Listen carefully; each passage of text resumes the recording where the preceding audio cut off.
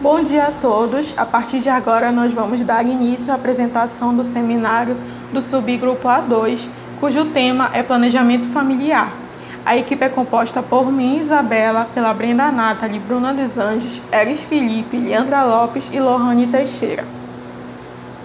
Bom, o planejamento familiar ele é fundamental na atenção primária e ele é caracterizado por um conjunto de ações que são voltadas para a concepção, contracepção e também para a prevenção de infecções sexualmente transmissíveis. Esse planejamento ele visa o atendimento de forma igualitária, garantindo o direito de quem busca esse atendimento conforme as necessidades. Bom, no contexto histórico, o planejamento familiar deu as caras em 1965 com a criação da BenFam. A BenFam ela teve uma influência do governo americano que tratava questões econômicas com o Brasil e sugeriu que houvesse a criação da Sociedade Civil do Bem-Estar Familiar no Brasil. Bom, a BenFam ela distribuía medicamentos contraceptivos para a população, porém sem nenhum tipo de acompanhamento profissional. Além disso, a BenFam, em conjunto com outras organizações internacionais, financiou os estudos de diversos profissionais de saúde para que este realizasse procedimentos cirúrgicos visando a contracepção. Em 1984, com a criação da PAISME, que era a Política de Assistência Integral à Saúde da Mulher, foi possível ter uma política um pouco mais parecida com o que a gente tem hoje. Porém, a mulher ainda era vista como um objeto doméstico que era responsável somente pela criação dos filhos e também pela procriação. Em 1994, houve a CDD, que foi a Conferência de Direitos e Desenvolvimento. Essa conferência ela foi importantíssima porque nela houveram diversos debates e nesses debates foi possível conversar a respeito de questões dos direitos reprodutivos e sexuais. E isso tudo embasou a Lei número 9.263, de 12 de fevereiro de 1996. Essa lei é a lei que garante o planejamento familiar. Garante, que a gente vai ver mais um pouco à frente, que as pessoas tenham os direitos sexuais e reprodutivos, sejam elas homens, mulheres ou o casal que busca o atendimento, e são livres para escolherem os métodos contraceptivos. Além do mais, o SUS ele garante o atendimento e o acesso a esses métodos, porém, sabe-se que o Sistema Único de Saúde ele sofre alguns problemas quanto a esse acesso. Em algumas unidades não há alguns tipos de método, como por exemplo a pílula, enfim. Isso dificulta um pouco o acesso, além de que alguns profissionais não são preparados, não dominam das técnicas de contracepção e de concepção na hora de orientar o paciente, conforme apresentado por Casserelli e colaboradores de 2016. Bom, e no que é responsável o enfermeiro no planejamento familiar? A atuação dele é importantíssima para que ele precise conhecer as técnicas de concepção e contracepção na hora de orientar esse paciente. Ele também precisa se atentar às questões econômicas, sociais e psicológicas do paciente. Isso vai ser muito importante porque o enfermeiro ele precisa ter um olhar holístico para o paciente, entender as questões que rodeiam sobre ele, para que ele faça um atendimento de forma mais humanizada. Além disso, ele precisa garantir o acesso do homem, mulher ou do casal que busca o atendimento. É válido falar que, na maioria das vezes, o casal ele não vai em busca desse atendimento, A maioria das vezes vai um indivíduo separadamente, então o enfermeiro ele precisa garantir que este tenha o acesso. E também manter uma boa relação, uma boa comunicação com quem busca o serviço e desenvolver as ações educativas, em especial para os públicos mais vulneráveis. A gente pode destacar nesse público mais vulnerável os adolescentes e os jovens que têm uma vida sexual mais ativa e também as garotas de programa. Então, o profissional de enfermagem ele precisa estar mais próximo e conversar com esse paciente. Dando continuidade às apresentações, irei falar a respeito dos métodos naturais, começando pela tabelinha. Geralmente a mulher ela tem um ciclo menstrual de 28 dias. Então o que vai definir é como vai ser essa tabela dela. Só que nem sempre é assim para as mulheres, que às vezes algumas têm o ciclo desregulado. Mas comumente, contando a partir do primeiro dia ao quinto, vai ser os dias de menstruação dela, que pode variar de acordo com a mulher. Do sexto ao 11º dia vai ser o primeiro período infértil dela. E do 12º ao 16º vai ser o período de fertilidade, sendo que no 14º dia ela chega no período de alta fertilidade, E aí ela vai ter um pico maior de fertilidade. E do 17º ao 28º vai ser o período de infertilidade dela, que vai dar fechamento no ciclo que ela vai ter. Tem também a temperatura basal. Só que a temperatura basal ela tem um probleminha, porque ela não modifica muito a temperatura. Porque nós sabemos que a mulher ela tem uma temperatura, não só a mulher, mas em especial ela, né, tem a temperatura de 36 a 37 graus. Só que essa temperatura ela vai ter um acréscimo de 3 ou 5 graus Celsius, 0,3 a 0,5 graus Celsius na fase pós-ovulatória, o que nem sempre é capaz de saber. E temos também o método Binning, que ela vai ter essa consistência na mucosa vaginal, que eu vou já explicar. A tabela Binning ela vai ser praticamente como a tabelinha, só que aí a mulher ela vai perceber através de como está a umidificação da vagina dela. No primeiros 5 dias ela vai ter o período infértil, que vai ser quando ela vai estar menstruando. Nos 6 dias depois da menstruação, ela vai ter a vagina seca. E depois, mais 6 dias, ela vai estar no período fértil. Nos primeiros 4 dias, ela vai ter o processo de umidificação da vagina. E a vagina, quando estiver próximo da formação do muco em si, ela vai estar muito molhada. E aí, nos 2 períodos altamente férteis, ela vai estar com a produção do muco. O muco ele vai ser na consistência, ele não se parte facilmente, como nós vimos na imagem anterior. E depois ele vai ter os 11 dias de infertilidade, que a vagina vai voltar a ficar seca. Nós temos também o coito interrompido, que não é um método tão eficaz, porque o problema dele é que o homem nem sempre tem controle na hora da ejaculação.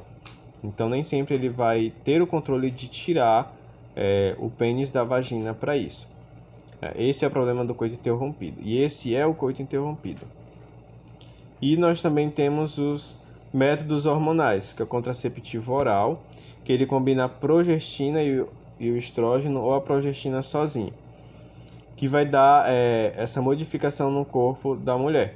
Ela vai menstruar normalmente, só que logo depois do período da menstruação, ela não vai ter o ciclo fértil como de costume. Assim mesmo é no contraceptivo injetável. Ele também é formado pelo cetato de medroxoprogesterona, que é a mesma progestina, e pode durar de 1 mês a 3 meses. Depende muito de qual fornecedor e tudo mais. Pode ser aplicado de 2 formas, ou sobre a pele ou intramuscular. E também tem as suas desvantagens e vantagens, tanto a injetável quanto a oral. Na oral, uma desvantagem bem grande é a questão do câncer de colo de útero. E no contraceptivo injetável, a vantagem grande dele é porque ele não gera essas complicações como o contraceptivo oral. Aí a colega vai dar continuidade na apresentação. Bem, o que é a pílula de emergência? A contracepção por pílula de emergência é o método utilizado para prevenir a gravidez após a relação sexual desprotegida, né? Então a mulher pode estar utilizando ali a pílula de forma oral em até 72 horas após a relação desprotegida, né? Após o coito. E aí a gente traz uma observação aqui muito importante de que o ideal do uso do contraceptivo por pílula de emergência é de apenas uma vez ao ano. O uso em grandes quantidades acarretará em má formação do embrião e futuras doenças no sistema reprodutor feminino. Ou seja, é importante a gente estar sinalizando para essa mulher que o uso em grandes quantidades poderá, além de não surtir o efeito desejado, acarretar em algum problema futuro. Quais situações é recomendado o uso? Quando nenhum contraceptivo foi usado, quando existe falha no método contraceptivo ou uso incorreto, em casos de estupro ou em violências contra a mulher, né? Em casos forçados, quando não teve uso de nenhum método eficaz. E aí aqui a gente traz algumas fórmulas, né, com 2 comprimidos e com 2 comprimidos a mulher vai tomar um agora, por exemplo, daqui 12 horas. Com o comprimido ela vai fazer o uso desse, não precisa fazer uso de outro. O anticoncepcional transdérmico, né, que é o adesivo. O adesivo anticoncepcional é um método recente, então ele é como se fosse um esparadrapo sobre a pele. E aí a mulher vai fixar mesmo, ela mesma pode estar fixando na pele dela, e vai funcionar da seguinte forma: ele vai liberar hormônios, que são o estrogênio e a progesterona, e ela vai usar durante 3 semanas e fazer a pausa da menstruação, ou seja, nessa semana ela usa, faz a troca, nas seguintes também, e faz 1 semana de pausa para poder menstruar. E aqui a gente traz aqui alguns locais, né, da aplicação, que é aqui no deltoide, na costa, abaixo da lombar, né, no glúteo.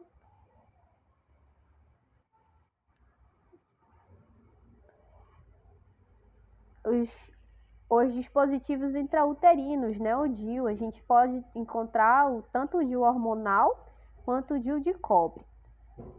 O DIU em cobre impede a fecundação, causando uma mudança química no esperma e no óvulo, antes que eles possam se encontrar, né? E o hormonal, ele possui o hormônio levoesterol em sua estrutura. O DIU de cobre é encontrado no Sistema Único de Saúde, né, no SUS, e a mulher pode estar ali falando durante sua consulta, ou mesmo no programa, né? A gente pode estar falando para a mulher, identificando, existe o DIU de cobre, como é a sua implantação, explicar tudo isso para a mulher. Como ele é inserido, né? O DIU é colocado dentro da cavidade uterina com o objetivo de impedir que a gravidez aconteça. Ele é inserido pelo profissional médico habilitado em ginecologia e o procedimento leva de 15 a 30 minutos. Então, é um procedimento relativamente bem rápido. Então, a mulher pode estar fazendo a gravidade uterina com o objetivo de impedir que a gravidez aconteça. Ele é inserido pelo profissional médico habilitado em ginecologia e o procedimento leva de 15 a 30 minutos. Então, é um procedimento relativamente bem rápido.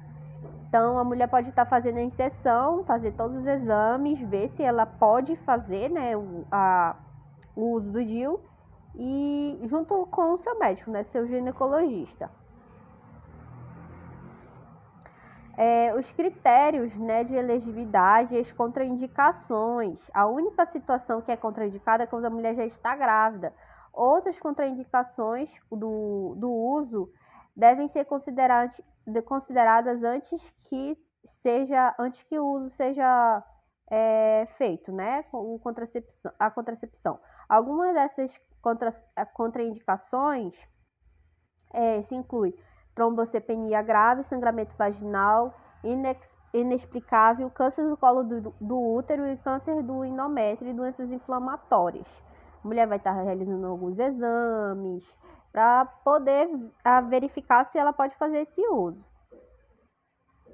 E aí aqui a gente traz uma imagenzinha, né, e uma atenção que é de suma importância frisar sempre o acompanhamento do médico, do ginecologista de confiança dessa mulher, para sempre estar realizando rotinas de avaliação de rotina, né? Por exemplo, o DIU, verificar se ainda está no lugar, se a posição está correta, e os demais métodos também. Sempre estar informando quais são os métodos para a mulher e sempre estar verificando. Dando continuidade à temática abordada, eu irei explicar agora sobre os métodos contraceptivos de barreira, que são 4: preservativo masculino, preservativo feminino, diafragma e espermicida. Eles são considerados métodos contraceptivos de barreira, pois eles impedem o contato da célula masculina com a célula feminina, evitando assim uma concepção. O preservativo masculino, ele é inserido na parte externa do pênis. Geralmente, seu material é um material de látex, o qual vai impedir que na hora da ejaculação, esses espermatozoides eles entrem em contato com a vagina, chegando ao útero da mulher e impedindo essa concepção. O preservativo feminino, ele tem o mesmo princípio ativo do preservativo masculino, porém ele vai ser inserido na parte interna da vagina, não tendo como ele ficar na parte externa. Ele é inserido dentro do canal vaginal da mulher, a qual precisa passar de preferência por um treinamento, mas também vem na embalagem do preservativo feminino como inserir esse preservativo no canal vaginal da mulher. O preservativo tanto feminino quanto masculino são oferecidos gratuitamente pelo Sistema Único de Saúde, tendo qualquer cidadão direito a ir buscar, principalmente nas unidades básicas de saúde, que são a porta de entrada do SUS. O diafragma, ele é um método menos seguro que os preservativos femininos e masculinos. Por quê? Pois o diafragma, ele não impede a transmissão de infecções sexualmente transmissíveis. Se o indivíduo ele quiser ter um método contraceptivo mais seguro, é indicado que ele utilize o diafragma junto ou com o preservativo feminino ou com o masculino. Para a utilização do diafragma, é necessário que essa mulher ela passe com um ginecologista para ela ser orientada com um profissional de enfermagem também, para que ela venha saber fazer o uso desse método contraceptivo de barreira. Já o espermicida, é importante frisar também que o diafragma ele é utilizado juntamente com o espermicida. Já o espermicida, ele tem uma função que ele mata essas células masculinas, esses espermatozoides. Porém, assim como o diafragma, ele não é 100% seguro, pois ele não impede que esse indivíduo ele seja contaminado com infecções sexualmente transmissíveis. Desses métodos de barreira, nenhum é 100% seguro. Como eu já havia dito, o preservativo feminino e o preservativo masculino, eles são sim os mais seguros, porém, mesmo assim, ainda encontra-se taxa de aproximadamente 1% de falha, acontecendo sim a concepção.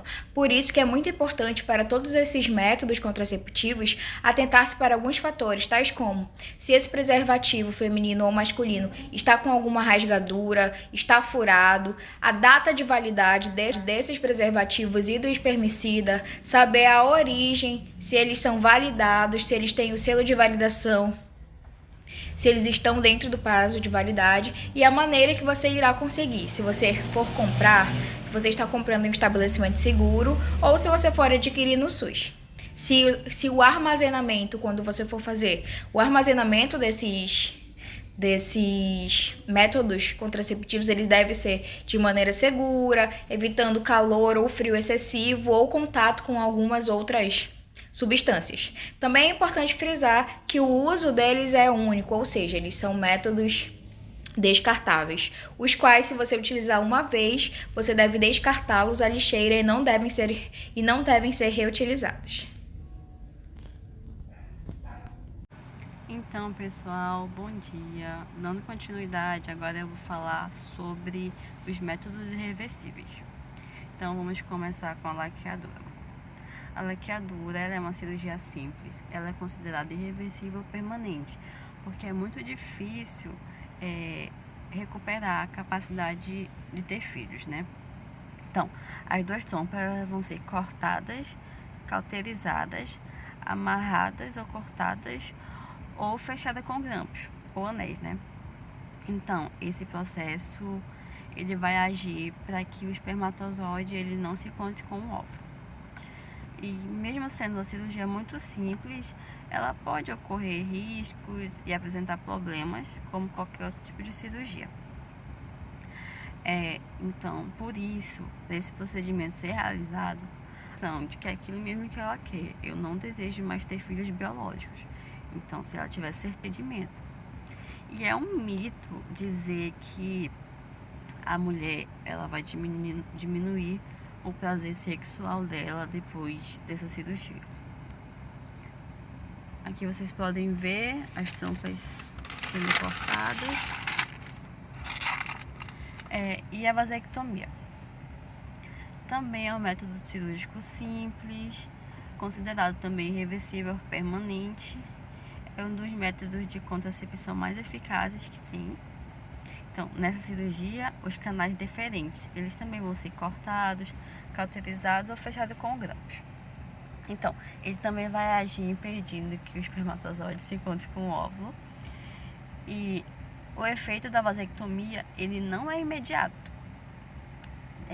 Então, mas depois dessa cirurgia ser feita, ainda possa vir, então ainda há o risco do homem engravidar a mulher. Então é necessário que o casal, ele continue, logo depois da cirurgia, eles continuem tendo ou usando outro método contraceptivo, né? Então, a vasectomia só vai ser considerada 100% quando o exame, o espermograma, ele é negativo, que é quando ele vai mostrar que não tem não tem espermatozoides naquele esperma ejaculado. E também esse processo ele não vai alterar a vida sexual do homem, não vai alterar o desejo, e nem a potência sexual dele. A única diferença é que no esperma não vão vir espermatozoides, mas a consistência, o aspecto, a quantidade serão os mesmos. E existe uma lei que ela é bem antiga, assim, ao meu ver, ela é de 1996. É a Lei do Planejamento Familiar. Estejam na sua plena capacidade civil, tenham pelo menos 2 filhos vivos e que, desde que a vontade de realizar esse procedimento e o ato cirúrgico tenham pelo menos entre 60 dias. E também pode ser realizado quando há o risco de saúde para a mulher, ou risco de saúde, ou condições, né? E sem ser pelo SUS também. Então é isso, pessoal. Obrigada.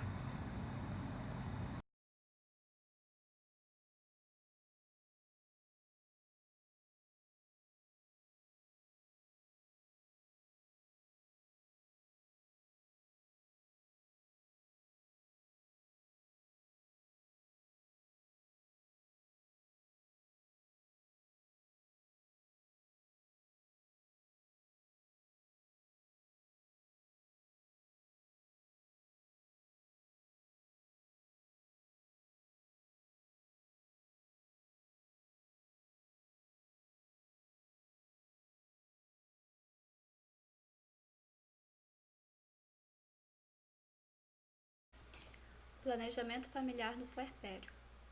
O puerpério ele vai ser marcado por diversas mudanças corporais, onde ocorrerá a regressão física gravídica dessa mulher e se iniciará logo após a dequitação da placenta, ou seja, a expulsão espontânea dessa placenta, e termina por volta de 6 semanas após o parto. E o planejamento familiar é um conjunto de ações que serão oferecidos alguns recursos para auxiliar tanto na concepção quanto na contracepção. Claro, não pondo em risco a vida desses usuários e principalmente garantindo a liberdade de escolha que a mulher terá sobre qual método ela escolherá para a sua contracepção no pós-parto. O capítulo 1º, artigo 4º da Lei 9.263, no que diz respeito ao planejamento familiar, ela define que orienta-se por ações educativas e preventivas, pela garantia de acesso igualitário a todas essas informações, todos esses meios e métodos e técnicas que serão disponíveis para a regulação da fecundidade. Ou seja, as profundas transformações vivenciadas nesse período vão expor essas mulheres a alguns agravos específicos de morbimortalidade materna, e com isso elas vão necessitar de um cuidado mais especial estando envolvidos tanto no cuidado da puérpera quanto ao recém-nascido. E para que esse atendimento seja eficaz e de qualidade, é necessário que haja uma capacitação desses profissionais, visando sempre cuidar holisticamente e acolhê-las a fim de prevenir alguns problemas relativos a esse período por meio de ações educativas e preventivas. E como vai funcionar esse planejamento familiar?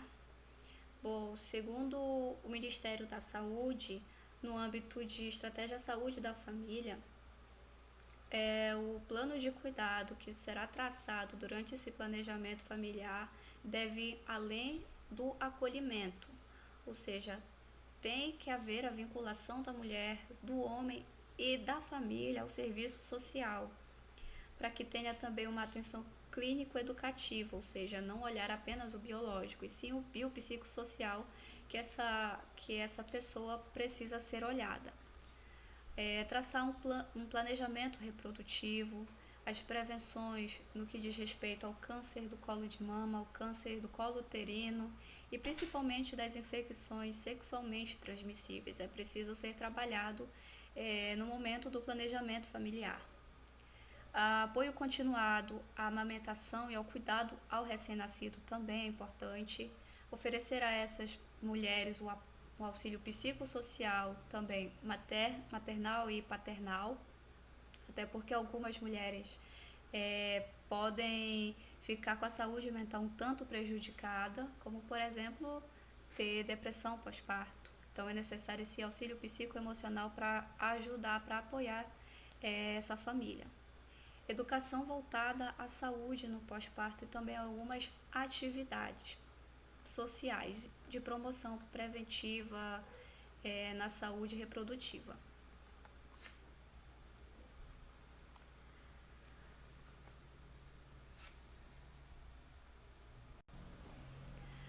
Assim como o pré-natal, o acompanhamento puerperal ele é indispensável para a mãe e para o recém-nascido, porque é através desse acompanhamento que a educação em saúde poderá ser trabalhada, a fim de suprir algumas dúvidas e desinformações que essas pessoas têm acerca de assuntos relacionados a doenças que podem adquirir nesse ciclo. E também os métodos anticoncepcionais, promovendo a saúde reprodutiva que essas mulheres têm como opção. E o planejamento familiar em tempos de Covid? Não se tem muitos estudos acerca desse tema, os que tem estão em outro idioma, então aqui a Federação Internacional de Ginecologia e Obstetrícia traz que as maternidades em todo o mundo devem desenvolver urgentemente os serviços de planejamento familiar pós-parto, concentrando-se especialmente em métodos anticoncepcionais de longa duração. Eles trazem como exemplo o DIU pós-parto, que são muito eficazes e reduzem a necessidade de viagem de retorno para os suprimentos. Eles também colocam que o atendimento pré-natal e todas essas informações devem incluir o aconselhamento sobre o espaçamento dos nascimentos, ou seja, o tempo de uma gestação para outra, quanto é importante trabalhar isso no cenário atual em que estamos vivendo. Dizem também que o método de planejamento familiar de autocuidado deve ser promovido e fornecido às mulheres e aos homens de forma proativa. E quais seriam esses métodos? Frisando mais uma vez que esses métodos são as pílulas anticoncepcionais de emergência, injetáveis, preservativos, anéis vaginais. Todos esses métodos eles devem ser oferecidos de forma proativa a esses usuários, reabastecendo também de forma segura quando for necessário. Os dados disponíveis sobre os efeitos exatos do Covid-19 na fertilidade e gravidez são escassos, segundo a Associação de Ginecologistas e Obstetras de Minas Gerais. A OMS também relata que não se sabe ainda a diferença conhecida da doença, as manifestações clínicas dessa doença do Covid em mulheres grávidas e em mulheres não grávidas em período em idade reprodutiva, ou seja, o risco de transmissão vertical e efeitos no feto ainda são pouco conhecidos. Os estudos ainda são muito escassos acerca desse tema. E em razão disso, a maioria das sociedades internacionais, elas recomendam que, se possível, haja um adiamento das gestações até o fim da pandemia, para prevenir a mãe e futuramente o feto, como ainda não tem estudos sobre os efeitos clínicos de como a doença age, é melhor prevenir. Portanto, a desinformação acerca dos métodos contraceptivos durante o pré-natal reduz o esclarecimento de dúvidas sobre o assunto e a tomada de decisão sobre qual método a mulher utilizará no pós-parto, visto que as orientações repassadas no pós-parto estão inteiramente relacionadas aos cuidados com o recém-nascido e aleitamento materno. Não que isso seja errado, mas é importante que o profissional frise as opções, quais são os métodos que essa mulher tem como contracepção no pós-parto. E como o período puerperal ele é um período de readaptação fisiológica e hormonal, onde a mulher passa novamente por mudanças e as deixa mais vulneráveis e geram mais dúvidas, principalmente quando são primigestas, o profissional da saúde possui um papel importante e indispensável, falando especificamente da enfermagem, no que diz respeito à educação em saúde e prevenção.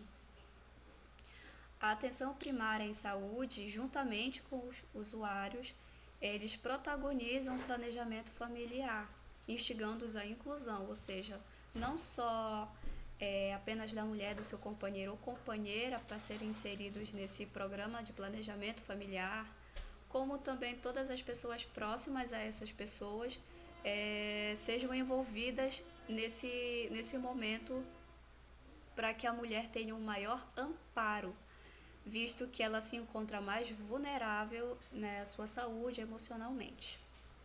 Portanto, fica a cargo, então, da enfermagem orientar essas mulheres sobre todas as possibilidades, as opções e quais são os métodos que elas possuem de contracepção no puerpério, deixando elas mais à vontade para fazer a escolha que julgarem necessária, sempre informando elas e orientando qual é a forma mais adequada para ela se sentir segura sobre qual método ela vai escolher. E, claro, encorajando o protagonismo que essas pessoas possuem no atendimento e no planejamento familiar. Obrigada.